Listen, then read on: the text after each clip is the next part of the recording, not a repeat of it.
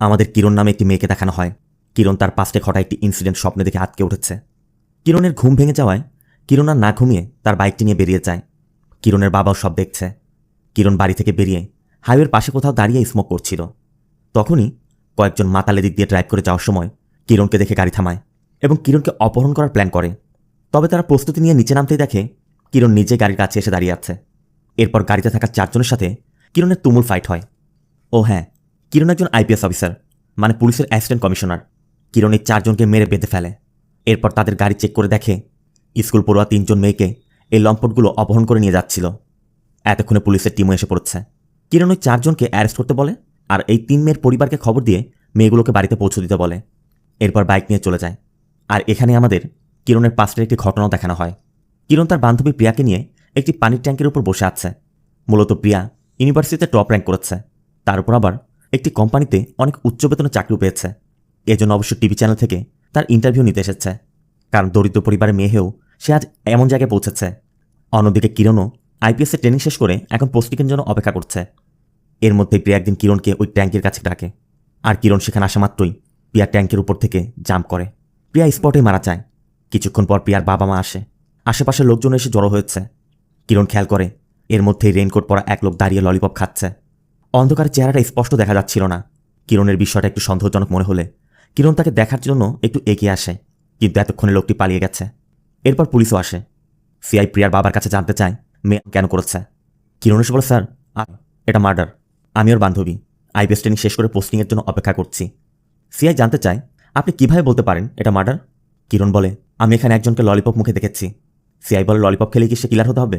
কিরণ তখন বোঝানোর চেষ্টা করে যে এমন সিচুয়েশনে লোকটা ডেড বডির পাশে দাঁড়িয়ে ললিপপ এনজয় করছিল, এটা কোনো স্বাভাবিক বিষয় হতে পারে না। হয় সে খুন করেছে, নয়তো মৃত্যু দেখে আনন্দ পেতে এসেছে। আমার বিশ্বাস সেই খুনই হবে। কিরণের কথা শুনে সিআই আগে তার লোকজনকে ফর্মালিটিস পূরণ করতে বলে। এর জন্য বডিও নিয়ে যাওয়া হয়। এদিকে চোখের সামনে বান্ধবীর এমন মৃত্যু কিরণ কিছুতেই মানতে পারছে না। ঘটনার পর পুলিশ তদন্ত শুরু করে। পুলিশ প্রথমেই প্রিয়ার বাবা মায়ের সাথে দেখা করে এবং জানতে চায় প্রিয়ার কোনো সমস্যা ছিল কিনা, মানে কারোর সাথে সম্পর্ক বা অন্য কিছু, মানে প্রিয়ার চরিত্র নিয়ে প্রশ্ন উঠছে। এদিকে কিরণ প্রতিদিনই থানায় গিয়ে বসে থাকে আর প্রতিদিনই একই উত্তর, তদন্ত চলছে, আপনি যান, আমরা আপডেট জানাবো। কিরণ ওই ললিপপ ম্যানের একটি স্কেচ বানিয়েছে, কারণ তার দৃঢ় বিশ্বাস ওই লোকটার এখানে থাকার পিছে কোনো রহস্য নিশ্চয়ই আছে। এদিকে একমাত্র মেয়েকে হারিয়ে প্রিয়ার বাবা মা এখন শহর ছেড়ে গ্রামের বাড়িতে চলে যাচ্ছে। কিরণের মনে পড়ে প্রিয়া তাকে বলেছিল, তুই যখন পুলিশ অফিসার হবি কোনো ক্রিমিনাল তোর হাত থেকে ছাড়া পাবে না। প্রিয়ার মৃত্যুর পর থেকে কিরণ শুধু তার স্মৃতিগুলো নিয়ে পড়ে আছে। এটা দেখে কিরণের বাবাও কিরণকে বোঝায়, যা হবার তা তো হয়ে গেছে, এখন তুই সামনে ফোকাস কর। এগুলো নিয়ে পড়ে থাকলে তোর ক্যারিয়ারে কি হবে? অবশ্য কিরণের কথা, আমি যদি প্রিয়ার মৃত্যুর কারণই বের করতে না পারি কি হবে আমার ওই ক্যারিয়ার দিয়ে? কিরণের বাবা বলে, কেউই চিরদিন থাকে না, আমাদের মানিয়ে নিতে হয়। কিন্তু কিরণ কিছুতেই প্রিয়ার মৃত্যুকে ভুলতে পারছে না। এজন্য বাবার কথায় রেগে কিরণ বলে দেয়, আজ থেকে আমরা একই ছাদের নিচে একই বাড়িতে সম্পূর্ণ সেপারেট থাকব। কিরণ বাবার সাথে কথা বলা বন্ধ করে দেয়। পরদিন থানায় গেলে সিআই জানায়, দেখুন ম্যাডাম, এটা আত্মহনন কেস, তবে কারণটা কেউ জানে না। আপনার তো বান্ধবী ছিল, আপনি কিছু জানলে জানাবেন। কিরণ জানতে চায়, আপনি ট্যাঙ্কের আশেপাশে চেক করেছেন, সিসিটিভি চেক করেছেন, আর ওই ললিপপ লোকটাকে ধরেছেন, কীভাবে বললেন আত্মহননের কেস? কিরণ ললিপপ ম্যানের একটি স্কেচও দেখায়, তবে কোনো ফেস নেই। এই জন্য সিআই বলে, দেখুন ম্যাডাম, এটা আপনার কল্পনা, আপনি বরং একজন সাইকোলজিস্টের কাছে গিয়ে পরামর্শ নিন।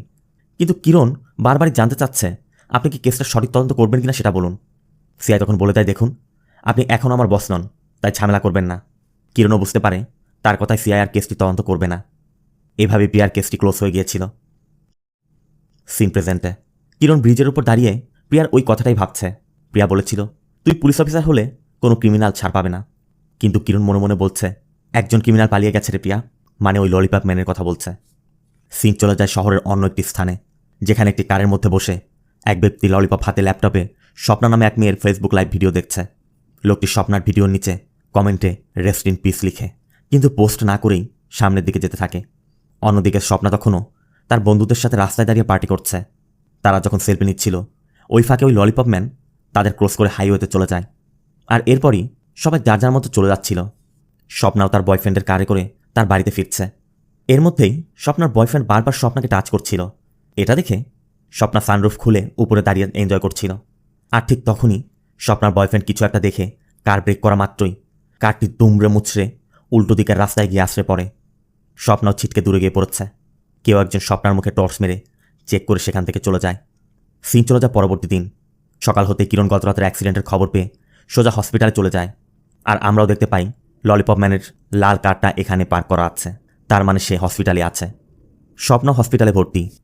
কিরণ এসেই দেখে সিআই অপেক্ষা করছে, আর এ সেই সিআই যে 2 বছর আগে প্রিয়ার কেসটি বন্ধ করেছিল। কিরণ স্বপ্নার বাবার সাথে কথা বলে। সে জানায় তাদের সাথে কারো কোনো শত্রুতা নেই। স্বপ্না গত রাতে খুব খুশিতে ছিল, বাবা মাকে বলেও ছিল এখন সব কষ্ট দূর হয়ে যাবে। এরপরই এই অবস্থা। কিরণ ডক্টরের সাথে দেখা করলে ডক্টর জানায় ছেলেটি স্পটে মারা গেছে, আর মেয়েটির ইন্টারনাল ইনজুরি হওয়ায় সে এখন কোমাতে আছে, এখন কিছু বলা যাচ্ছে না। কিরণ অ্যাক্সিডেন্টের কারণ জানতে চাইলে সিআই বলে ওভার স্পিড, আর অ্যাক্সিডেন্টটা হচ্ছে এক্সপ্রেসওয়েতে, তাই সন্দেহ থাকে না। এই জন্য কিরণ সব ডিটেলস কালেক্ট করে অ্যাক্সিডেন্ট দেখিয়ে কেসটিকে ক্লোজ করে দিতে বলে। আর তখনই দেখা যায় ওই ললিপপ ম্যান দূরে দাঁড়িয়ে সব রেকর্ড করছে। কিরণ এখান থেকে সোজা কমিশনার অফিসে একটি মিটিংয়ে চলে যায়। কমিশনার তখন বলছিল সিএম বলেছে 1 বছরের মধ্যে শহরটাকে ক্রাইম ফ্রি করতে হবে। একজন বলছিল 1 বছর তো অনেক কম সময়। তখন কিরণ বলে প্রমাণের অভাবে যদি আমরা এভাবে কেস ক্লোজ করতে থাকি তাহলে 1 বছর লাগার কথা নয়। আর সিআইকে দেখিয়ে বলে উনি তো এতে এক্সপার্ট। সিআই বলে স্যার 2 বছর আগে উনি কোনো এক ললিপপ ম্যানের কথা বলেছিল, আমরা অনেক তদন্ত করে কিছু না পেয়ে কেসটি ক্লোজ করে দিই। ম্যাডাম নিজেও তো 2 বছর যাবৎ পার্সোনালি ইনভেস্টিগেট করেছে, উনি কি কিছু পেয়েছেন? অবশ্য কিরণের কথা 2 বছরে আমি হয়তো কোনো ক্লু পাইনি, তার মানে এই না প্রমাণের অভাবে বলতে হবে কোনো ক্রাইম হয়নি। মিটিং শেষে এসপিও জানতে চায় তুমি এখনও বিশ্বাস করো ওই ললিপপ ম্যান আছে? কিরণ শুধু বলে এটা আমার কল্পনা না স্যার, ও বাস্তবে আছে। আর কিরণ সেই দিনের অপেক্ষা আছে যেদিন সে ওই ললিপপ ম্যানকে ধরতে পারবে। অন্যদিকে আমাদের দেখানো হয় শহর থেকে দূরে একটি আন্ডার কনস্ট্রাকশন বিল্ডিংয়ে ওই ললিপপ ম্যান আস্তানা গেড়ে আছে। এরপর একদিন কিরণের কাছে একটি কমপ্লেন আসে, যেখানে বলা হয়েছে একটি ছেলে পাবলিক প্লেসে একটি মেয়েকে থাপ্পড় দিয়েছে, অথচ ক্যাফের সিসিটিভি ফুটেজ বলছে মেয়েটি প্রথমে ছেলেটিকে থাপ্পড় দিয়েছিল। এজন্য মেয়েটির পরিবার চলে যায়। তবে ওই সিসিটিভি ফুটেজ দেখার সময় ফুটেজের কিছু একটা দেখে কিরণের একটু সন্দেহ হয়। আর সিন চলে যায় রাতে। হুডি পরিহিত এক লোক ঋতু নামে এই মেয়েটিকে ফলো করছে। এই ছেলেটির নাম অরুণ। অরুণ কন্টিনিউয়াস ঋতুকে কল করে যাচ্ছে। ঋতু অ্যান্সার না করে দ্রুত হোস্টেলে চলে যায়। তবে কিছুক্ষণ পরই অরুণ একটি ফটো পাঠিয়ে লিখে তুমি যদি কথা না বলো আমি ভিতরে চলে আসবো। এই জন্য ঋতু বাধ্য হয়ে ফোন পিক করলে অরুণ ঋতুকে ছাদে যেতে বলে। বাধ্য হয়ে ঋতু ছাদে এসে দেখে অরুণ হোস্টেলের সামনে দাঁড়িয়ে আছে। অরুণ বলে তুমি আমার কল রিসিভ করছো না দেখে আমি সরাসরি চলে এলাম। ঋতু বলে সরি, আমার পরীক্ষা, এই জন্যই আমি কল রিসিভ করিনি। কিন্তু অরুণ বলে যতক্ষণ আমি কল না কাটবো তুমি কথা বলতে থাকবে। এদিকে ঋতুর ফোনের ব্যাটারি শেষ হওয়ার উপক্রম। অরুণ কথা বলেই যাচ্ছে। বলতে বলতে ঋতু ঘুমিয়ে পড়ে। এরপর ঘুম ভাঙতেই দেখে ব্যাটারি ডেড। এদিকে দরজায় কেউ নক করছে। ঋতু দরজা খুলে ক্ষমা চায়, তবে দরজায় অরুণ নয়, কিরণ দাঁড়িয়ে। ঋতু দ্রুত ছাদে গিয়ে চেক করে দেখে অরুণ সেখানে নেই। তখনই কিরণ এসে জানতে চায় কী সমস্যা ঋতু? ঋতু বলছিল কিছু না। তখনই কিরণ একটি ফুটেজ দেখে বলে এই মেয়েটি যখন ছেলেটিকে থাপ্পড় দিল সবার ফোকাস ছিল সেই দিকে, অথচ একমাত্র তোমাকে দেখা যাচ্ছে চিন্তিত হয়ে বসে আছো। কারণ কি জানতে? আমি তোমাকে কয়েকবার কল করেছি, এরপর দেখলাম ফোন বন্ধ। আমাকে খুলে বলো কী সমস্যা? ওর নাম কি? ঋতু বলে ওর নাম অরুণ। এখানে আমাদের দেখানো হয় অরুণ ঋতুকে প্রপোজ করেছিল, কিন্তু ঋতু তার অ্যান্সার দিচ্ছিল না। তখন অরুণ ঋতুর রাস্তা আটকে জোরপূর্বক ঋতুকে ইয়েস বলাতে চাচ্ছিল। অবশ্য ঋতু কিছুতেই বলতে চাচ্ছে না, কারণ অরুণের মানসিকতা দেখে ঋতু ভয় পেয়ে যাচ্ছিল। আবার অরুণ ঋতুকে রাজি করাতে নিজে ব্রিজ থেকে লাফ দেওয়ারও ভয় দেখায়। শুধু তাই নয়, ঋতু না চাইতেও অরুণ হুটহাট ঋতুর সামনে এসে পড়ত। এমনকি ঋতুর সাথে কেউ কথা বলতে এলেও মেরে তার নাক ফাটিয়ে দিত। অরুণ ঋতুকে এটা বলেছিল যদি ওর কথা না মানে তাহলে সে ঋতুকে গায়েব করে দিবে। এরপর আবার অরুণ 2 দিন যাবৎ বলছে ঋতু যেন ওর পছন্দের ড্রেস পরে ওর সাথে দেখা করে, কিন্তু ঋতু তা না করে 2 দিন যাবৎ যোগাযোগ বন্ধ রাখতেই আজ সে সোজা হোস্টেলে চলে এসেছে। কিরণ জানতে চায় পুলিশের কাছে কেন কমপ্লেন করনি। ঋতু বলে ম্যাডাম আমি দরিদ্র পরিবারের মেয়ে, আমি চাই না আমার স্বপ্নগুলো এভাবে শেষ হয়ে যাক। আমি নিউজে দেখেছি এমনই এক বকাটি ছেলে একটি মেয়েকে ছুরি মেরে খুন করেছে। আমি চাই না আমার সাথে এমনটা হোক। আপনি যদি কমপ্লেন ছাড়া কিছু করতে না চান আমাকে ক্ষমা করুন। কিরণ শুধু বলে তোমার কি মনে হয় কমপ্লেনের ভরসায় বসে থাকলে আমি আজ এখানে আসতাম? তোমার কোনো ভয় নেই। সিন চলে যায় পরবর্তী দিন। কিরণ সেই পার্কে যায় যেখানে অরুণ ঋতুকে যেতে বলেছে, আর অরুণও ঋতুর জন্য সেখানে অপেক্ষা করছিল। তবে অরুণ কিরণকে দেখার পর তার মাথা ঘুরে গেছে। অরুণ কিরণের পিছু পিছু ঘুরতে শুরু করে এবং কিরণের ভিডিও বানাচ্ছিল। কিরণও আগে থেকেই সব সেট আপ করে রেখেছে। সাদা পোশাকের কয়েকজন পুলিশ সদস্যও এই সব কিছু ভিডিও করছে আর নজর রাখছে। অরুণও কিরণকে দেখে নিজেকে কন্ট্রোল করতে না পেরে একসময় কথা বলতে চায়। কিরণও পাত্তা না দেয় অরুণ হাত চেপে ধরে, আর তখনই কিরণ অরুণকে থাপ্পড় দিয়ে বসে। সাথে সাথে অন্য সদস্যরা এসে তাকে অ্যারেস্ট করে। এই ঘটনা অনেকে ভিডিও করে রাখে। আর অরুণের অ্যারেস্টের খবর পেয়েই অরুণের বাবা লয়ার নিয়ে থানায় চলে আসে। অরুণের বাবা এসে জানতে চায় তার ছেলেকে কেন অ্যারেস্ট করা হলো? পুলিশ জানায় সে মেয়েদেরকে ইপটিজিং করে। আর এটা শুনে অরুণের বাবা বলে, ইয়াং ছেলে, সুন্দরী মেয়ে দেখলে এমন একটু করতেই পারে। তবে কিরণ অরুণের বাবার কথার উচিত জবাব দিয়ে দেয়, যেটা শুনে অরুণের বাবা চুপ করে যায়। এরপর কিরণ বাপ বেটাকে প্রথমবারের মতো ওয়ার্নিং দিয়ে ছেড়ে দেয়। এদিকে বাড়ি ফিরেই অরুণের বাবা বলছিল, আমার জীবনে কোনো মেয়ে মানুষ আমার সাথে এভাবে কথা বলেনি। তোর জন্য আজ আমাকে এক মেয়ের কাছে অপমানিত হতে হলো। মোট কথা, অরুণের বাবা মেয়েদেরকে ছোট করে দেখে। তার কথা মেয়েরা পুরুষের কথা চলবে, পুরুষের উপর কথা বলতে পারবে না। বাবার কথা শুনে অরুণ রাগে নিচের ঘরে গিয়ে ভাঙচুর শুরু করে। তখনও অরুণের বাবা বলে যাচ্ছে, এখানে কি করছিস? যেখানে রাগ দেখানো সেখানে গিয়ে দেখা যা। সিন চলে যায় একটি ইভেন্টে। সংযুক্তা নামে একটি মেয়ে প্যান এশিয়া বাইক ট্যুরে পার্টিসিপেট করতে যাচ্ছে। তাই সংযুক্তাকে নিয়ে এই অনুষ্ঠান। আর এই অনুষ্ঠানে কিরণকেও ইনভাইট করা হচ্ছে। মূলত নারীদের মোটিভেশনের জন্যই এই প্রোগ্রাম করা। অন্যদিকে অরুণ তার দুই বন্ধুর সাথে বারে বসে আছে। তার মনের মধ্যে শুধু কিরণের কথা। এদিকে ওই ঘটনার ভিডিও ভাইরাল হয়ে যাওয়ায় সবাই অরুণকে দেখে হাসছে। তার উপর আবার টিভিতে কিরণের নিউজ দেখে অরুণ আরও খেপে যাচ্ছিল। অরুণ বলছিল, আমি ওকে ছাড়ব না, আমি ওর ফিউচার ডিসাইড করব। এর জন্য পরবর্তী দিন থেকেই অরুণ বাইক নিয়ে কিরণের পিছু করতে শুরু করে। এদিকে guild of women achievers award association থেকে দুজন লোক এসেছে। মূলত তারা কিরণকে তাদের এই অ্যাওয়ার্ডের জন্য সিলেক্ট করেছে। কিন্তু এর মধ্যেই কোনো এক আননোন নম্বর থেকে কল করে কেউ কিরণের সাথে বাজে কথা বলছিল এবং তার কাছে যেতে বলছিল। কিরণও বিষয়টি বুঝতে পেরে তাকে কিছু বুঝতে না দিয়েই তার সাথে স্বাভাবিকভাবে কথা বলছিল। কিরণ খুব কৌশলে অন্য দুজন সদস্য নিয়ে দ্রুত বেরিয়ে পড়ে এবং তার থেকে ঠিকানা নিয়ে তার ফার্ম হাউসে পৌঁছে যায়। লোকটা তো পুরো হতবাক, কারণ তার কথা আমি তো কলগাল ভেবে কল করেছিলাম।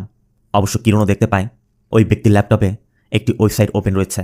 আর ওই ওয়েবসাইটে কলগাল হিসেবে কিরণের ছবি এবং তার ফোন নম্বরটি দেওয়া রয়েছে। কিরণ এটা স্পষ্টই বুঝতে পারছে এটি কার কাজ। আর এজন্য বিভিন্ন জায়গা থেকে বিভিন্ন নম্বর থেকে কিরণের কাছে কল আসছেই। এমনকি ডিপার্টমেন্টও ব্যাপারটি জেনে গেছে। তাই খবর পেয়ে এসপি এই ব্যাপারে কথা বলতে কিরণকে ডাকে। কিরণও বলে, স্যার, এই ব্যাপারে কথা বলার কি আছে? এমন লোকদের গুলি করে মারা উচিত। এসপি বলে, একজন পুলিশের মতো কথা বলো। এর মধ্যে এসপির অর্ডার করা মিষ্টি এসে পড়লে এসপি মিষ্টি খেতে শুরু করে। এটা দেখে কিরণও বলে, আমি স্পষ্টই বুঝতে পারছি আমার বিষয়ে আপনি কতটা সিরিয়াস। আপনার কাছে বিষয়টা অন্যান্য কেসের মতোই সাধারণ মনে হতে পারে। এদিকে কিরণের ফোনে এক কল বেজে যাচ্ছে। এসপি বলে, ওয়েবসাইটটি ব্লক করে দাও না কেন? কিন্তু কিরণের কথা না স্যার, ওকে এনজয় করতে দিন, নয়তো বারবার চেষ্টা করবে। এসপি বলে, তুমি একটু ওভার রিয়াক্ট করছো। কিরণ বলে, না স্যার, প্রথমবার আমার মেয়েদের মতো ফিল হচ্ছে। যে এই কাজটা করেছে সে কতটা বিকৃত মানসিকতার একবার ভাবুন। আর সে নিশ্চয়ই পুরো প্ল্যান করে কাজটি করেছে। আর সে একজন এসিপির সাথে এটা করেছে। ভেবে দেখুন একজন সাধারণ মেয়ের সাথে কি করতে পারে। এখন আমাকে এটাই বেশি ভাবাচ্ছে। ও কোনো অস্ত্র ব্যবহার করেনি, ও মেয়েদের চরিত্রকে ব্যবহার করেছে। তার মানে যে এটা করেছে সে নিশ্চয়ই একজন বিকৃত মানসিকতার মানুষ। আর আমি এটা শিওর আমার সাথেও প্রথম করেনি, আর এটাই ওর শেষ হবে না। এসপি বলো, ঠিক আছে, যা হয় আমাকে আপডেট দিও। এরপর কিরণ অরুণের খোঁজে অরুণের বাড়িতে যায়। কিন্তু অরুণ বাড়িতে নেই। কিরণ অরুণের ঘরে গিয়ে দেখে রেগেও গ্লাস ভেঙেছে, ঘরের মেঝেতে ভাঙা জিনিসপত্র পড়ে আছে। আবার ঘরের মধ্যে এমন কিছু বইও পাওয়া যায় যা দেখে বোঝা যাচ্ছে অরুণ খুব শর্ট টেম্পারের। এখান থেকে ফিরে কিরণ অন্যদের নির্দেশ দেয় অরুণ কার কার সাথে কথা বলছে, কোথায় কোথায় যাচ্ছে সব তথ্য বের করতে হবে। কারণ এমন টাইপের মানুষেরা পাবে বা বারে এমন জায়গায় যায়। তাই ওই সব জায়গার সিসিটিভি ফুটেজও চেক করো। ঋতুর মতো আর কোনো মেয়ের সাথে এমন কিছু করেছিল কিনা বা কারোর সাথে কোনো ঝামেলা ছিল কিনা সব ডিটেলস বের করতে হবে। তার সাথে অরুণের বাবা মাকেও নজরদারিতে রাখা হয়। কিরণ অন্যদের এটাও বলে দেয় ঋতু বা ঋতুর মতো আরও কোনো মেয়ের উপর ওর নজর থাকতে পারে, আমাদের অ্যালার্ট থাকতে হবে। এর মধ্যে দেখা যায় অরুণ সোয়াতি নামে একটি মেয়েকে ফলো করছে। সোয়াতি বাইক পার করে মন্দিরে ঢুকতেই অরুণ সোয়াতির বাইকের কাছে যায়। আর এরপরই কোনো একটি ইনফরমেশন পেয়ে কিরণ বেরিয়ে যায়। তথ্য মতে রাস্তার মাঝে চেকপোস্ট বসানো হয়। অরুণও মূলত এদিক দিয়ে যাচ্ছিল। পুলিশও বাইক দেখে সিগন্যাল দেয়, তবে অরুণকে নয়, সোয়াতিকে। কারণ তাদের কাছে তথ্য আছে সোয়াতির বাইকে ড্রাগ আছে, সোয়াতি ড্রাগ সেল করে। কিন্তু অনেক খোঁজাখুঁজির পরও কিছুই পাওয়া যাচ্ছিল না। এর মধ্যেই সোয়াতির নম্বরে কেউ কল করে বলে, তোমাকে আগে অ্যালার্ট করেছিলাম, ধরা পড়ে গেলে আমার কথা বলো না আবার। কিন্তু সোয়াতি বুঝতেই পারছে না কে তাকে কল করেছে আর তার সাথে সব কি হচ্ছে।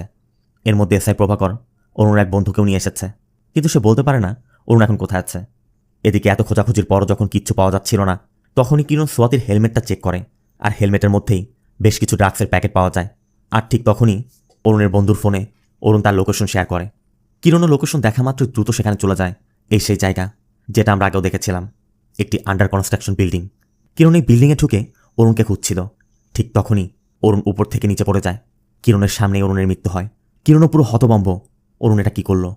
আর কিরণ এটাও বুঝতে পারছে না অরুণ কেন এটা করলো। ও তো বদলা নিতে চেয়েছিল, তাও কেন করবে। তবে ডিপার্টমেন্ট থেকে ইনকোয়ারি শুরু হয় এই কেসের সাথে জড়িত প্রত্যেকের আলাদা আলাদা জবানবন্দি নেওয়া হয়। এরপর কিরণকে ডাকা হয়, কারণ কিরণের বিরুদ্ধে অভিযোগ উঠেছে কিরণের টর্চার সহ্য করতে না পেরেই অরুণ আত্মহনন করেছে। সাথে এটাও ধারণা করা হচ্ছে অরুণই কিরণের ফটো ওয়েবসাইটে দেয় কিরণ অরুণকে আত্মহনন করতে বাধ্য করেছে। অবশ্য কিরণের কথা আমি তো কখনো বলিনি যে অরুণই ওয়েবসাইটটি ক্রিয়েট করেছে। এসপি বলে, তুমি যে সেদিন বললে যে বিকৃত মানসিকতার। কিরণ বলে, হ্যাঁ তা ঠিকই বলেছি, কিন্তু আমি একবারও বলিনি অরুণই সেটা করেছে। এসপি বলে, তাহলে ওর পিছে কেন পড়েছিলে আর ওর বন্ধুদের কেন অ্যারেস্ট করেছিলে? কিরণ বলে, এসব পরেও জানতে পারবেন, আগে আমাদের আসল অপরাধীকে ধরতে হবে। এসপি বলে, কে? ওই ললিপপ ম্যান? এসপি তখন কমিশনারকে কিরণের কিছু ডাক্তারি ব্যবস্থাপত্র দেখায় যে ওর হ্যালোসিনেশনের সমস্যা আছে। কিরণ বলে, দেখুন স্যার, অরুণের সাথে ওই ওয়েবসাইটের কোনো সম্পর্ক নেই। অরুণ শর্ট টেম্পার মাইন্ডের। ওর মতো মানুষ অল্পতে রেগে যায়, খুনও করতে পারে, কিন্তু ওয়েবসাইট ক্রিয়েট করে অপমান করে বদলা নেওয়ার মতো ধৈর্য ওর মধ্যে ছিল না। এটা কোনো বিকৃত মানসিকতার মানুষের কাজ যে এখনও বাইরে ঘুরে বেড়াচ্ছে। কিরণের কথার পর এসপি কিরণকে একটি ভিডিও দেখায় যেটা অরুণ মারা যাওয়ার আগে রেকর্ড করে গিয়েছে। অরুণ ভিডিওতে বলেছে এসিপি কিরণ তাকে যে টর্চার করেছে, তার জীবন দুর্বিষহ করে দিয়েছে, তার জন্য সে আত্মহনন করেছে। এমনকি অরুণ এটাও বলেছে এসিপি কিরণের মতো বিকৃত মানসিকতার পুলিশ অফিসার ক্রিমিনালদের থেকেও অনেক ভয়ানক। সে শুধু আমাকেই টর্চার করেনি, আমার পরিবারকেও করেছে। আমি আশা করি আমার মৃত্যুর পর তার উপযুক্ত শাস্তি দেওয়া হবে। আমার পরে যেন আর কাউকে সে এভাবে টর্চার করতে না পারে। কিরণ অরুণের ভিডিও দেখছে আর মনে মনে ভাবছে যে অরুণের মৃত্যুর পিছে নিশ্চয়ই কেউ আছে, তবে কে সে? আর তখনই আমাদের নতুন একটি ক্যারেক্টারকে দেখানো হয় যার নাম রাম। তবে রাম এসবের সাথে কিভাবে যুক্ত তা আমরা একটু একটু করে জানতে পারবো। এদিকে কিরণের কাছে জানতে চাওয়া হয়, তুমি যদি জানতেই অরুণ এসব করেনি, তারপরও কেন তার পিছে পড়েছিলে? কিরণ বলে, যদিও আমি জানতাম ও কাজটা করেনি, তারপরও আমার মনে হচ্ছিল কোনোভাবে ও ওয়েবসাইটের সাথে যুক্ত থাকতে পারে। আর আমার ধারণা ছিল কেউ আমাকে দিয়ে অরুণকে টার্গেট করিয়েছে। আমি শুধু অরুণকে অ্যালার্ট করতে চেয়েছিলাম, কিন্তু এখন আমি বুঝতে পারছি আমাকে টার্গেট করতে কেউ অরুণকে ব্যবহার করেছে। যদিও কিরণ যথাসাধ্য বোঝানোর চেষ্টা করে, তারপরও তারা কিরণের এসব চিন্তাধারা দেখে কিরণকে সাসপেন্ড করে দেয়। আর আমরাও দেখতে পাই রামও মূলত এটাও চেয়েছিল। সিন চলে যায় একটি ময়লার ভাগাড়ে। ময়লার মধ্যে মানুষের হাতের একটি কাটা আঙ্গুল পাওয়া যায়, যেটা দেখে পুলিশ এসেছে। আঙ্গুলটিও পচতে শুরু করেছে। পুলিশ আঙ্গুলটি সংগ্রহ করে ফরেন্সিক ডিপার্টমেন্টে পাঠায়। এদিকে কিরণের সাসপেনশনের পর এই ঘটনার জন্য কিরণের আশেপাশের সবাই কিরণকে অন্য চোখে দেখছে। কিরণের সাথে যাদের ভালো সম্পর্ক ছিল তারাও এখন দূরে দূরে থাকতে চেষ্টা করছে, অপমান অপদস্থ করছে। কিরণকেও সব মুখ বুঝে সহ্য করতে হচ্ছে। অন্যদিকে রামও নতুন কোনো মেয়েকে মারার প্ল্যান সাজাচ্ছে। এর মধ্যেই জানা যায় ময়লার ভাগাড়ে যে আঙ্গুলটা পাওয়া গিয়েছিল সেটা একজন মেয়ের আঙ্গুল। আর এটা নিয়ে এখন মানুষের মধ্যে আতঙ্ক কাজ করছে, কারণ যাদের পরিবারের মেয়েরা দূরে থাকে সবাই খোঁজ নিচ্ছে। কিরণও ঘরে বসে বসে তদন্ত চালিয়েই যাচ্ছে। এর মধ্যে কিরণ একদিন এসআই প্রভাকারকে ডাকে এবং নিজের ইনকোয়ারি করতে বলে। কিরণ বলে, ক্রিমিনালকে তা আমরা জানি না, কিন্তু ভিকটিমকে আমরা জানি, কারণ এই ভিকটিম আমি নিজেই। সব কিছু শুরু হচ্ছিল ওই ওয়েবসাইট থেকে। আমার নিজের ইনভেস্টিগেশন তো আর আমি নিজে করতে পারি না, কারণ আমার মাইন্ড কখনো আমার বিরুদ্ধে চিন্তা করবে না। তাই ওই ক্রিমিনালের কাছে পৌঁছাতে আমার প্রপার তদন্ত দরকার। আর এই ওয়েবসাইটটি স্টার্ট করার পিছে নিশ্চয়ই কোনো প্ল্যান ছিল। প্রভাকর একটু কনফিউজড হয়ে যায়। প্রভাকর বলে, আপনি বলছেন অরুণ এসব করেনি, তাহলে আপনি অরুণের পিছে কেন পড়েছিলেন? যদি আপনি আমাকে প্র্যাকটিক্যালি কনভিন্স করতে পারেন যে এর পিছে অন্য কেউ আছে, আমি রিস্ক থাকলেও আপনাকে সাহায্য করব। এর জন্য কিরণ প্রভাকরকে নিয়ে অরুণের বন্ধুদের সাথে দেখা করে এবং জানতে পারে অরুণ যেদিন থানা থেকে ছাড়া পেয়েছিল সেই দিনই তারা শেষ অরুণকে দেখেছিল। আর অরুণ কিরণের উপর অনেক ক্ষিপ্তও ছিল। ও কিরণের ফিউচার নষ্ট করে দিতে চাচ্ছিল। এখান থেকে ফিরে কিরণ এখন ভাবছে অরুণকে ছাড়া 3 দিন পর ওয়েবসাইটের ইস্যুটা সামনে আসে, তাহলে অরুণ এই 3 দিন কোথায় ছিল? প্রভাকর বলে, হয়তো কোথাও লুকিয়ে ওয়েবসাইটের কাজ করেছে। কিন্তু কিরণের কথা, অরুণই যদি ওয়েবসাইটটি বানাবে তাহলে কেন আত্মহনন করবে? এখানে তার আত্মহননের প্রশ্নই আসে না। এখানে তাই ঘটেছে যা সে চেয়েছে। ডিপার্টমেন্ট অরুণের মৃত্যুকে আত্মহনন ধরে আমাকে সাসপেন্ড করেছে। প্রভাকর বলে, কে আপনাকে সাসপেন্ড করতে চাইবে? তখন প্রভাকর ভাবতে শুরু করেছে হয়তো এর পিছে অন্য কেউ আছে। তবে প্রভাকরের প্রশ্ন, অন্য কেউ যদি থাকে সে কেন ওয়েবসাইটটি বানালো? আর অরুণ আর আপনার মাঝে যখন সমস্যা চলছিল তখনই এটা প্রকাশ করলো কেন? কিরণ বলে, হয়তো কোনো ঘটনার জের ধরে আমার ক্ষতি করার চেষ্টা করছে। প্রভাকর জানতে চায়, এমন কোনো ঘটনা ঘটেছিল কি? কিরণ বলে, তেমন কিছু না, তবে 2 বছর আগে আমার বান্ধবী প্রিয়ার মৃত্যুর ঘটনায় আমি আসল অপরাধীকে খুঁজছিলাম। প্রভাকর বলে, তাহলে কি ওই ঘটনাও এই একই লোক ঘটিয়েছিল? কিরণের কথা হতেও পারে, কারণ অরুণ আর প্রিয়া দুজনই একই প্যাটার্নে আমাকে দেখার পর জাম্প করেছে। একজনের মৃত্যু ছিল আমার ব্যক্তিগত লস, দ্বিতীয়টি মানে অরুণের মৃত্যু আমার কেরিয়ারের কালো দাগ। আর সব থেকে সিমিলার ব্যাপার হলো 2টি কেসই আত্মহনন বলে ক্লোজ করা হয়েছে। কিন্তু আমি নিশ্চিত বলতে পারি এই 2টি খুন ছিল। কিরণের কথা আপাতত ধরা গেল 2টি খুনই হয়তো কিরণের ক্ষতির জন্য করেছে। তবে 2 বছর গ্যাপে কেন করলো? এইসব রহস্য জানতে কিরণ আর প্রভাকর সেই বিল্ডিংয়ে চলে যায় যেখানে অরুণ মরেছিল। সেখানে গিয়ে কিরণরা বুঝতে পারে অরুণ হয়তো ওই 3 দিন এখানে ছিল। যদিও পুলিশ এখানে তদন্ত করছিল, কিন্তু তারা মার্ডার অ্যাঙ্গেলে তদন্ত করেনি। তাই কিরণ মার্ডার অ্যাঙ্গেল থেকে তদন্ত করছে। তারা ধারণা করছে হয়তো খুনি প্ল্যান করে কিরণ আসার পর অরুণকে খুন করে পালিয়েছে। আর কিরণ আসার পর এজন্যই কাজটি করেছে যাতে কিরণের উপর সব দোষ পড়ে। কিরণ খেয়াল করে পিছে সূর্য থাকায় প্রভাকরের চেহারায় তার ছায়া পড়েছে। তখনই কিরণের মনে পড়ে অরুণ তো এখানে দাঁড়িয়ে ভিডিও রেকর্ড করেছিল। কিরণ ভিডিওটি চেক করে দেখে অরুণ যখন ভিডিও রেকর্ড করছিল বারবার অরুণের চেহারাতেও ছায়া পড়ছিল। তার মানে ভিডিও রেকর্ড করার সময় অরুণের সামনেও কেউ ছিল। প্রভাকর বলে তার মানে সে নিশ্চয়ই জানে আমরা তদন্ত করছি। কিরণ বলে অবশ্যই জানে, তবে সামনে আসবে না। ওই দিন আমার ওখানে যাওয়া, অরুণের মারা যাওয়া সবই তারই প্ল্যান ছিল, আর অরুণকে সে ব্যবহার করেছে। তবে এটাই বোঝা যাচ্ছে না অরুণের সাথে তার দেখা কোথায় হয়েছিল। আর এখানে আমাদের দেখানো হয় অরুণের সাথে আসলে কি ঘটেছিল। অরুণ যেদিন বারে কিরণের নিউজ দেখে উত্তেজিত হয়েছিল, ওই দিন বারে রামও ছিল। রাম সেদিন অরুণকে টার্গেট করে এরপর অরুণকে হেল্প করার প্রলোভন দেখিয়ে ওই বিল্ডিংয়ে নিয়ে যায়। প্রথমে ওই ওয়েবসাইটটি বানায় এবং ওয়েবসাইটের জন্য কিরণ যখন অপমানিত হচ্ছিল অরুণ খুশি হয়ে রামের কথা শুনতে শুরু করে। রামও তখন ওই সুযোগ নিয়ে অরুণকে দিয়ে ওই ভিডিওটি রেকর্ড করায়। এরপর অরুণের অগোচরে অরুণের বন্ধুর কাছে অরুণের ফোন থেকেই তার লোকেশন শেয়ার করে। এরপর যখন কিরণ এসে পড়ে রাম সুযোগ বুঝে অরুণকে ধাক্কা দিয়ে ফেলে দিয়ে ওপরে ফোন রেখে পালিয়ে যায়। সিন চলে যায় কিরণের বাড়িতে। প্রভাকর আসার পর কিরণ প্রভাকরকে বোঝায় যে এই ক্রিমিনাল যদি প্রিয়া আর আমাকে একই কারণে টার্গেট করে থাকে তবে এই 2 বছর নিশ্চয়ই আরও ক্রাইম করেছে। এখন আসে অরুণের মৃত্যু। অরুণের মৃত্যুতে কার ক্ষতি হয়েছে? আমার। তার মানে অরুণকে শুধু ব্যবহার করেছে। যেহেতু ওর ক্রাইমের কোনো প্যাটার্ন নেই, তাই এখন র্যান্ডম ক্রাইম খুঁজতে হবে। আর একটি বিষয় ক্লিয়ার, ও শুধু মেয়েদের টার্গেট করে। এই জন্য এই 2 বছরে মেয়েদের সাথে ঘটে যাওয়া যে কোনো বিষয় হোক না কেন, সেটা আত্মহরণ, অ্যাক্সিডেন্ট, চারিত্রিক কোনো বিষয়, মোট কথা মেয়েদের সাথে হওয়া যে কোনো ক্রাইম নিয়ে তদন্ত করতে হবে, কারণ সেখানেই তার ক্রাইমের প্যাটার্ন খুঁজে পাওয়ার সম্ভাবনা রয়েছে। এজন্য প্রভাকর এই 2 বছরের সব ফাইল অ্যারেঞ্জ করে।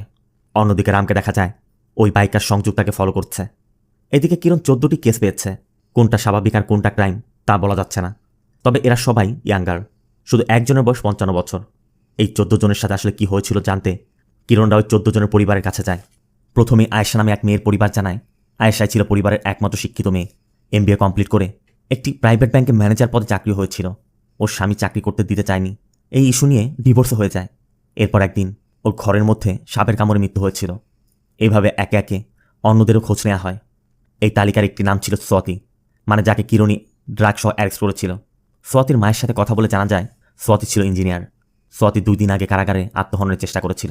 আর ওই দিনের কথায় সোয়াতির মা জানায় সেদিনই সোয়াতি ওর নতুন স্টার্টআপ বিজনেসের ফান্ডের বিষয়ে কথা বলতে যাচ্ছিল। যাওয়ার পথেই ঘটনাটি ঘটে। তখনই কিরণের মনে পড়ে ওই দিন সোয়াতির হেলমেট হাতে নিয়ে কিরণের হাতে আঠা লেগেছিল।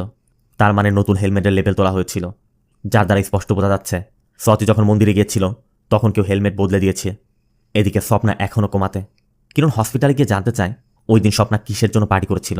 স্বপ্নার বন্ধুরা জানায় স্বপ্না 4 বছর যাবৎ বিদেশে যাওয়ার জন্য চেষ্টা করছিল। ওই দিনে ও অ্যাপ্রুভাল পেয়েছিল, সেই খুশিতে আমরা পার্টি করছিলাম। আর ওরা দুজন মাঝে মাঝেই লং ড্রাইভে যেত। তবে এটা আসলেই অ্যাক্সিডেন্ট কিনা জানতে কিরণ কারের ওয়ার্কশপে চলে যায়। অ্যাক্সিডেন্টের ফটো দেখালে তারা জানায় সানরুফ ওপেন ছিল, তার মানে মেয়েটি দাঁড়িয়ে ছিল।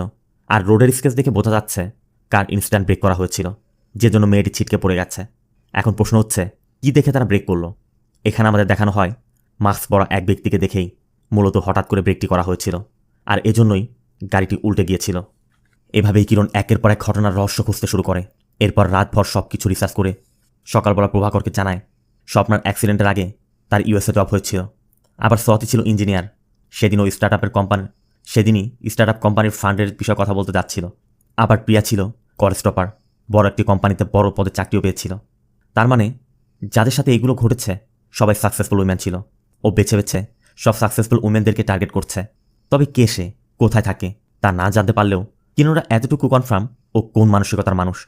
প্রভাকর বলছিল ম্যাডাম, আপাতত যা তথ্য পেয়েছি ডিপার্টমেন্টে জানালে কেমন হয়। কিন্তু কিরণের কথা, তাতে কি? কে এটা করছে যতক্ষণ আমরা বের করতে না পারছি ততক্ষণ তারা বলবে এটা আমার হ্যালুসিনেশন। অবশ্য কিরণ রাজে গোপনে তদন্ত করছে ডিপার্টমেন্ট জানতে পেরে কিরণ আর প্রভাকরকে ডাকে। SP কিরণকে বলে দেয় যে অরুণের বাবা তোমার নামে মার্ডার কেস করেছে, এবার এই কেস সামলাও। তুমি যা করছো তার জন্য তুমি চাকরিচ্যুত হতে পারো। অবশ্য কিরণের কথা, সেই অর্ডার হওয়া পর্যন্ত সময়টা পাবো তো? আর যতক্ষণ আপনি কথা বলছেন এতক্ষণে ও অন্য কোনো মেয়ের সাথে ক্রাইম করে ফেলেছে, যেটা অন্যদের চোখে স্বাভাবিক মনে হবে। এই বলে কিরণ বেরিয়ে যায়। আর এরপর আমাদের দেখানো হয় রাম কোনো একটি বদ্ধ ঘরের মধ্যে কাউকে খাবার দিচ্ছে। এদিকে বাড়িতে গিয়ে কিরণ আবারও পুরোদমে ওই সকল ঘটনা স্টাডি করতে শুরু করে দিয়েছে। এভাবে 4 দিন কেটে যায়। এরপর একদিন সকালে এসপি এসে দেখে কিরণের এই অবস্থা। এখানে আমরা জানতে পারি এসপির মেয়ে অ্যাক্সিডেন্টে মারা গেছে। কিন্তু এসপির কথা, ও একজন প্রফেশনাল বাইক রাইডার ছিল। ওর মৃত্যুটা অ্যাক্সিডেন্ট আমি মানতে পারছি না। কিরণও বলে, আমি জানি আপনি কেন এসেছেন, নিজের মেয়ের মৃত্যুটাকে স্বাভাবিক মৃত্যু মানতে পারছেন না। এসপি অবশ্যই এর জন্য সরিও বলে এবং জানতে চায় তোমাকে কিভাবে সাহায্য করতে পারি। কিরণ বলে, আপনারা তো অনেক করেছেন, এখন আমাকে পাগল বলে চাকরিচ্যুত করে দিন। এরপর কিরণ বলে, বাদ দিন, প্রথমে স্বপ্নার কেসে আসুন। স্বপ্নার অ্যাক্সিডেন্টের আগে 2 মাসে ওখানে সেম প্যাটার্নে 8টি অ্যাক্সিডেন্ট হয়েছিল। এভাবে কিরণ আরও কয়েকজনের কথা বলে যাদের মৃত্যুর আগে এবং পরেও সেম প্যাটার্নে আরও মেয়েদের মৃত্যু হয়েছে। কিরণ বলে, ও এসব এমনভাবে করছে যাতে দেখে মনে হয় সবগুলো অ্যাক্সিডেন্ট ছিল। ও সব ইয়ং সাকসেসফুল মেয়েদেরকে টার্গেট করছে। তবে 55 বছরের কৌশলিয়া নামে এক মহিলার কথা বলে যে এই একটি কেসই একটি ভিন্ন, আর এটা নিয়ে আমরা তদন্ত করছি। সবশেষে কিরণ সংযুক্তার কেসের কথা বলে যে তাকেও খুন করে অ্যাক্সিডেন্ট দেখানো হয়েছে, আর এই সংযুক্তাই ছিল এসপির মেয়ে। এটা শোনার পর এসপি বলে, তার মানে ও আমার মেয়েকে খুন করে এটাকে ড্রাঙ্ক অ্যান্ড ড্রাইভ কেসে রূপান্তর করেছে। কিরণ বলে, কেন স্যার, আমরা এমনটা চিন্তা করে কত কেসই তো ক্লোজ করে দিই, তাই না? এসপি শুধু কিরণকে বলে, অন্য কোনো মেয়ের সাথে কিছু করার আগে ওকে শেষ করে দাও। এরপর কিরণ ওই 55 বছর বয়সী কৌশলিয়ার তথ্য জানতে তার বাড়িতে যায়। আর আমরাও দেখতে পাই এটাই রামের বাড়ি, আর রামই কৌশলিয়ার ছেলে। কিরণকে দেখেই রাম ভিতরে নিয়ে বসায়। এরপর কিরণ রামের কাছে জানতে চায়, আপনার মায়ের মৃত্যু নিয়ে আপনার কোনো ডাউট আছে? রাম বলে, কেন বলুন তো, আমি তো ভেবেছিলাম আমার মায়ের মৃত্যুটি স্বাভাবিক মৃত্যু, কিন্তু আপনার কথা শুনে তো আমার সন্দেহজনক মনে হচ্ছে। কিরণ বলে, আমি যেটা ধারণা করেছি সেটার প্রমাণ তখনই পাওয়া যাবে যখন আপনি ওই দিনের ঘটনাটা বলবেন। রাম বলে, মা সেদিন নিজের ওয়াশরুমে শাওয়ার নিচ্ছিল। আমি বাইরে থেকে ডাকছিলাম, কিন্তু কোনো রেসপন্স না পেয়ে ভিতরে গিয়ে দেখি বাথটাবের মধ্যে মায়ের মৃতদেহ পড়ে আছে। অথচ আমাদের দেখানো হয় রামের মাকে শ্বাসরোধ করে বাথটাবের মধ্যেই মেরেছিল, তবে পরে এটাকে অ্যাক্সিডেন্টাল ডেথ দেখিয়েছে। রামের মুখে সব শুনে কিরণ রামের মায়ের ঘরটা একবার দেখতে চায়। রামও কিরণকে সেখানে নিয়ে যায়। কিরণও ঘুরে ঘুরে দেখছিল, কিন্তু রামের মনের মধ্যে ভয় কাজ করছে। কিরণ কিছু বুঝতে পারছে না তো। অবশ্য এজন্য রাম হাতে একটি চেতনানাশক স্প্রে রেখে দিয়েছে। পুরো ঘর দেখে ফেরার পথে কিরণ বলছিল, তোমার কথায় তোমার মা যদি শাওয়ার নিবে তাহলে তো দরজা বন্ধ থাকার কথা ছিল। রাম বলে, 2 বছর পরে সে আপনি আবার কিসের ডাউট দিচ্ছেন? কিরণ বলে, আসলে ঘটনার 2 দিন আগে তোমার মা পুলিশ কন্ট্রোল রুমে কল করেছিল, কিন্তু কিছু না বলে আবার রেখে দিয়েছিল। রাম বলে, আসলে পাশের বাড়িতে ডাকাত পড়েছিল। মা বলছিল সে নাকি কাউকে দেয়াল টপকে আমাদের বাড়িতে ঢুকতে দেখেছে, সেই জন্যই কল করেছিল।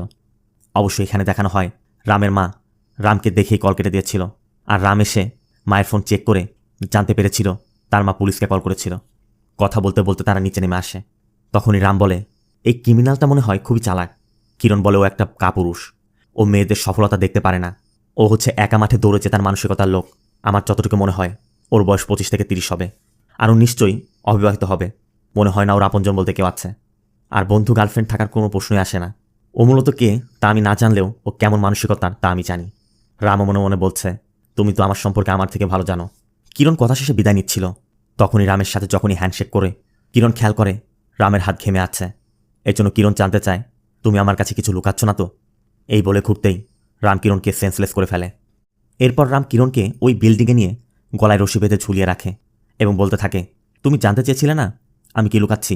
অনেক কিছু, তবে তোমার মরার আগে তোমার এটা জেনে মরা উচিত। সিন পাস্টে রাম তার বোন সিন্ধুর সাথে পাঞ্জা লড়ে হেরেছে, এর জন্য সে বসে বসে কান্না করছে। আর রামের বাবা বাড়ি ফিরেই জানতে পারে রাম সিন্ধুর সাথে পাঞ্জাতে হেরে কান্না করছে। এই জন্য সিন্ধু চলে যেতেই রামের বাবা বলে, তুই একটা মেয়ের কাছে হেরে মেয়েদের মতো কান্না করছিস? পুরুষ কখনো কাঁদে না, তোর বাবাকে কখনো কাঁদতে দেখেছিস? রাম বলে, না, মাকে দেখেছি। রামের বাবা বলে, হ্যাঁ, মহিলারা কাঁদে, কিন্তু যে কোনো পরিস্থিতিতে আমাদের কান্না করা যাবে না, বুঝেছিস? আচ্ছা এখন বল, তুই কিভাবে ওর কাছে হেরেছিস? রাম বলে, আমি অনেক চেষ্টা করেছি, আমি ওর দিকে তাকিয়েছিলাম, ভয় পাচ্ছিলাম আমি হেরে যাব না তো। রামের বাবা বলে, মেয়েরা এমনিতেই এগিয়ে যায়, জিতে যায়, আর আমরা যেখানকার সেখানেই থেকে যাই, ওদের কোনোভাবেই জিততে দেওয়া যাবে না। একজন পুরুষের সম্মান তার গোফে, তুই যদি কান্না করিস তোর কখনো গোফ উঠবে না। দেখিস না মেয়েরা কান্না করে বলে তাদের গোফ নেই। ওই দিন রামের বাবার বলা কথাগুলো রামের ব্রেনের মধ্যে গেঁথে গিয়েছিল। তাই ওই দিনের পর থেকে রাম সিন্ধুর সফলতা দেখতে পারত না। তাই তার বাবা মারা যাওয়ার পরও বড় হয়ে রামের মাথায় শুধু ওই কথাগুলোই কাজ করত যে মেয়েদের কিছুতেই জিততে দেওয়া যাবে না। আর এজন্যই সিন্ধু যখন ইউএসএ জব অফার পেয়ে ইউএস চলে যাবে, সিন্ধু যাওয়ার আগেই রাম সিন্ধুকে ঘুমের ওষুধ মেশানো ললিপপ খাইয়ে একটি ঘরের মধ্যে নিয়ে আটকে রাখে। এরপর জ্ঞান ফিলে রাম বলছিল, তোর কি মনে হয় আমি এখনও ছোট আছি যে তুই এগিয়ে যাবি? আমি এখন গোফওয়ালা পুরুষ। সিন্ধু বলে, দেখ, আমরা একসাথে জিতে চেয়েছিলাম, কিন্তু তুই সবসময় চেয়েছিস আমরা হেরে যাই। শেষ পর্যন্ত তুই হেরে যাবি দেখিস। তুই না হয় আমাকে আটকাতে পারবি, কিন্তু দুনিয়ার অন্য সব মেয়েদেরকে কিভাবে আটকাবি? রাম বলে, শুধু তোকে কেন, আমি যত মেয়েকে দরকার আটকাবো। তুই এখানে আটকা থেকে শুধু দেখতে থাক। সিন প্রেজেন্টে রাম কিরণকে বলে, এবার একটা ভিডিও রেকর্ড করো, তোমার আত্মহননের ভিডিও। কিরণ জানতে চায়, কেন আত্মহনন কেন করব? রাম বলে, তুমি বলবে তোমার কারণে এক ছেলে মারা গেছে, তুমি সাসপেন্ড হয়েছ, এই জন্য যে জায়গায় ছেলেটি মরেছিল আমিও সেখানে আত্মহনন করেছি। এমনভাবে বলবে যাতে মানুষ ভিডিও দেখে বিশ্বাস করে, ঠিক অরুণের মতো। কিরণ বলে, তোর কি মনে হয় তুই যা বলবি আমি তাই করব? রাম বলে, অবশ্যই, না হলে আমি তোমার বাবাকে মেরে ফেলব। কিরণ জানতে চায় তার কি দোষ। রাম বলে, অবশ্যই দোষ আছে, সব দোষ তার। তোমাকে এমনভাবে বড় করাটা তার সব থেকে বড় দোষ।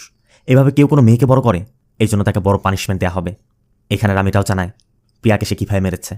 রাম বলে, একজন মেয়ে কীভাবে 18 লাখ টাকা বেতনের চাকরির অফার পায়, যখন কোনো মেয়ে ছেলেদের উপর উঠে যায় আমি সেটা মানতে পারি না। এখানে এটাও জানা যায় রাম প্রিয়াকে চয়েস দিয়েছিল, হয় নিজে মরবে নয়তো কিরণকে মরতে হবে। তাই প্রিয়া যখন ছাদে ছিল, কিরণ আসার পর রাম দূর থেকে কিরণকে গান পয়েন্ট করেছিল, তাই বাধ্য হয়ে প্রিয়া ঝাঁপ দিয়েছিল। তার মানে কিরণকে বাঁচাতেই প্রিয়া সেদিন মরেছিল। সিন প্রেজেন্টে বাবাকে বাঁচাতে বাধ্য হয়ে কিরণ ভিডিও রেকর্ড করে। এরপর রাম কিরণকে বলে, তুমি শেষ না, আরও অনেক মেয়ে অপেক্ষা করছে, তোমাকে মারার পর তাদেরকেও মেরে তোমার কাছে পাঠানোর ব্যবস্থা করতে হবে। বলে কিরণের পায়ের নিচে টুলটি সরিয়ে দিয়ে চলে যাচ্ছিল। হাত খোলা থাকায় কিরণ রশি টানতে টানতে উপর থেকে খুলে যায়। আর এরপরই রাম কিরণকে মারতে আসে। এরপর দুজনের মধ্যে বেশ কিছুক্ষণ ফাইট হয়। এক পর্যায়ে কিরণ রামের পেটের মধ্যে একটি রড ঢুকিয়ে দেয় আর তার গান নিয়ে রামকে জ্ঞান পয়েন্ট করে রাখে এবং বলে, প্রিয়া কনফিডেন্ট ছিল যে আমার হাত থেকে কোনো ক্রিমিনালই রক্ষা পাবে না। তুই কি ভেবেছিস মেয়ে হওয়ার ললিপপ খাওয়ার মতো সোজা? তারপর রাম বলে, তোমরা সবসময়ই লুজার, আমি উইনার। কিরণ জানতে চায়, এখনও তোর কি আছে যে জন্য তুই জিতে যাবি? তুই এখনও আমার কাছে কি লুকাচ্ছিস? রাম শুধু বলে, বলবো না। বলেই রাম মারা যায়। কিন্তু কিরণ শুধু ভাবছে ও কি লুকিয়েছে। কিরণ সাথে সাথে রামের ফোন থেকে প্রভাকরকে কল করে এবং জানায় যে ওই ললিপপ ম্যান মারা গেছে, কিন্তু মারার আগেও আমাকে লুজার বলেছিল। ও মনে হয় আমার থেকে কিছু লুকাচ্ছে। আমি ওর বাড়িতে যাচ্ছি, তুমি সবাইকে খবর দাও।